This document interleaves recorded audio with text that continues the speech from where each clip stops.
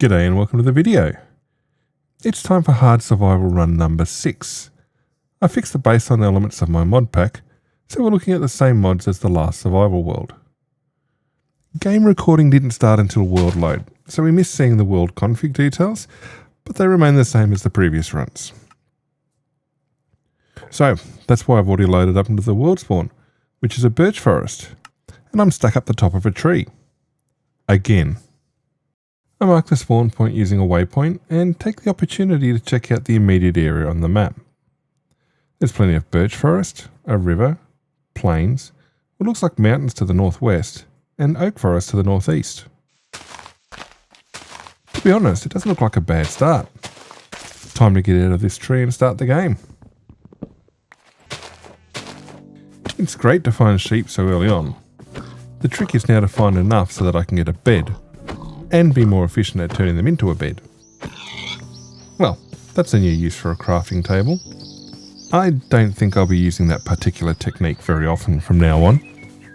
Now that I'm armed with something more appropriate than a crafting table, I can take on that sheep I saw, and any of its friends.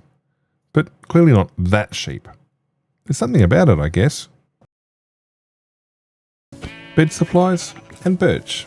2 sets of resources I can make good use of. It doesn't take too long before I have my second sheep. Now to find a third.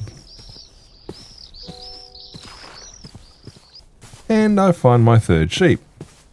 Oh, it's grey. Maybe I shouldn't have wasted time initially with the white sheep I had at spawn. Well, I could always make it a white sheep. There were some lily of the valley I'd seen previously.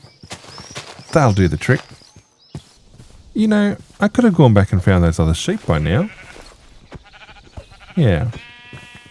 Oh well, but now I have my bed supplies. The nearby stone wall gives me my start on stone tools, but it seems that coal is elusive for now. It isn't often that food comes to you. It'd be rude to waste it. So, here becomes 3 extra pork chops. Shadows are lengthening and it's getting hard to see under the trees at sunset, so it'll be a good time to finally make that bed and get some sleep.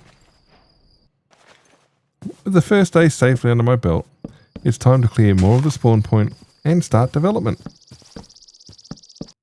I might be lacking coal, but I have plenty of timber, which makes for good charcoal, so I devote the furnace to charcoal production. Oh, now that was exceedingly lucky. Only half a heart worth of damage, and I had zero idea he was even there. Thankfully the bed dropped safely, my storage is still intact, but everything's still working fine. Except my nerves. Light and clear lines of sight is the best disinfectant and protection against mobs. A bit of hard work and I've cleared plenty of space and got some lighting to keep the nasties away. Hopefully there's going to be no more surprises while I'm occupied. Despite the quantity of available resources at spawn, there is a distinct lack of variety. So it's time to go exploring and see if we can't get more useful materials. Nothing except danger in this cave. With no iron and no leather, I've got 0 armour and little more than a stone sword to protect myself. I think I'll be better off in the sunlight. Hey, that ruined portal would be worth a look. But it's the zombie that drops out of the forest ahead that gives me my first hostile kill for the world. I paddled out to the ruined portal, which is in the middle of a lake, and mined myself some magma blocks. There's not a lot to the treasure chest. A couple of gold nuggets, some flint, a flint and steel, and a piece of obsidian, and a gold sword that I don't really care about. Wow, great find. The stars are out, so it's time to sleep. At least the little island here is going to be fairly safe, as long as I don't wake up into the lava. With the new day, I row north from the ruined portal and keep trekking in that direction through the woods, eventually breaking into some nice clear plains.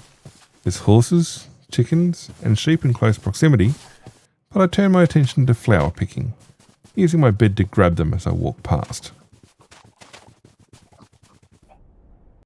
Checking the map, there's a savanna off to my northeast, as well as another ruined portal straight ahead. My meandering flower picking seems to be working. The map didn't really show the vertical extent of the new terrain. It's certainly eye-catching. The chest at the second ruined portal is even less inspiring than the first one. A handful of flint, some iron nuggets, and a scattering of golden armour. I mean, for someone who has 0 armour, it's still an upgrade. Feather falling 3 on the boots and projectile protection 1 on the helmet aren't bad. I need to avoid the curse of binding boots though. I mine out the magma blocks and carry on my way. That way is to head over and take a closer look at that intriguing mountain with a savanna on it.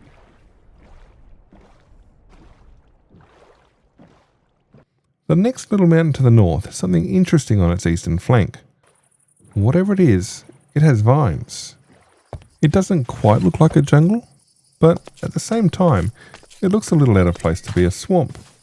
There just isn't enough rendering in and around to tell either way. All of that's a future concern, as I've just spotted coal on the lower slopes of the first mountain.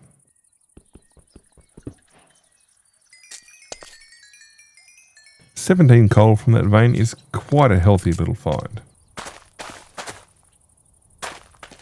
Pushing around to the shaded side of the mountain, and there's some really dark pits that I'm going to avoid for now, but I'll keep looking. It's not until I get a little bit of distance from that side of the mountain that I see the acacia that was sitting right above me. So I head back and add to my birch and oak collections.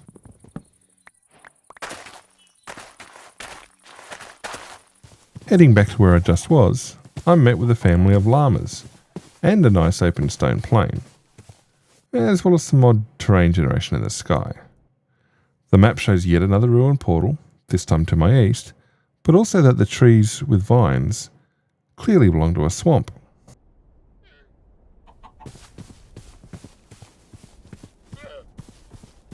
Ignoring the llamas for now, there's coal up ahead that I want.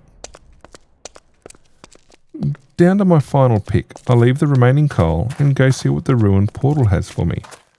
Hopefully it's some decent treasure. For once. And it's not.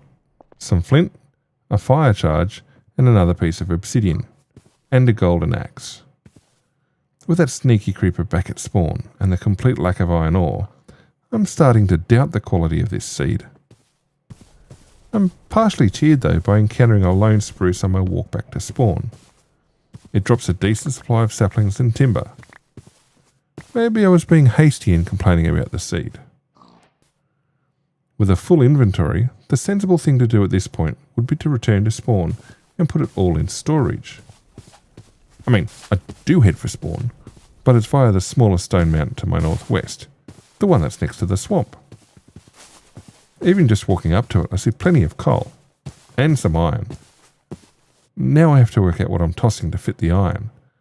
Losing a stone shovel would be sensible. Losing that small stone piece is also a good idea. I soon have 4, then 6 iron, and still a full inventory. Further exploration nets another 2 iron for a total of 8, before I head for the waterline and sleep. I'm definitely heading back to base now. I'm being a little bit directionally challenged, but at least the map shows another savanna for later exploration. The eventual walk back to spawn is uneventful. Mostly. Except for nearly falling into a big ravine. I make it safely back and live to explore another day. It turns out that I have enough nuggets from the ruined portals to make 3 iron ingots, which I immediately turn into a bucket.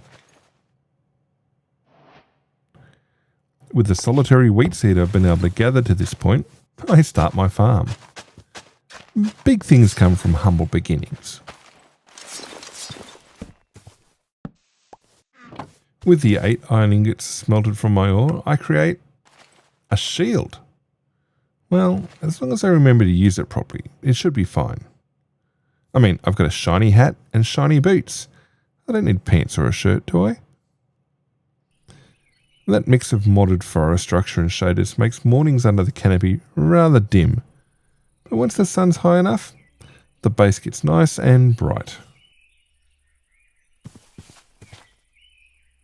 I give the map a check to create a plan for the day. I haven't explored that far in any direction, but the southwest does look fairly interesting.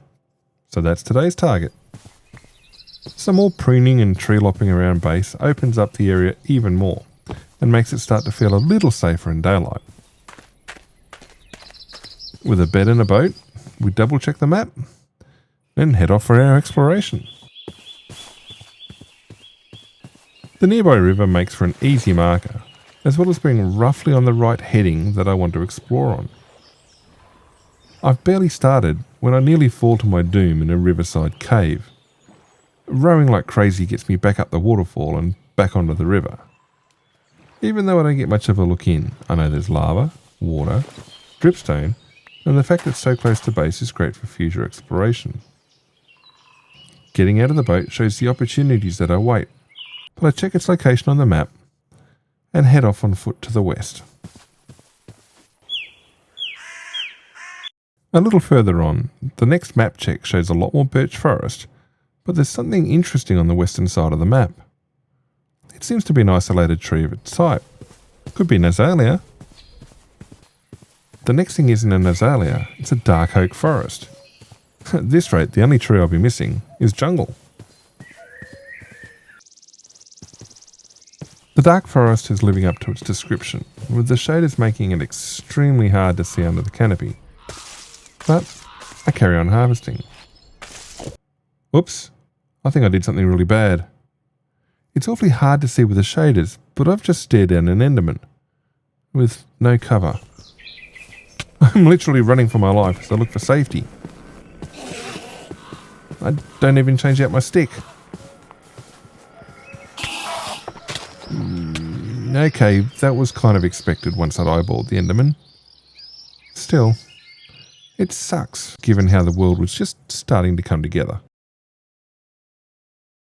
Well, according to our rules, that's it for this world. The next one is a hardcore world. We'll see you then.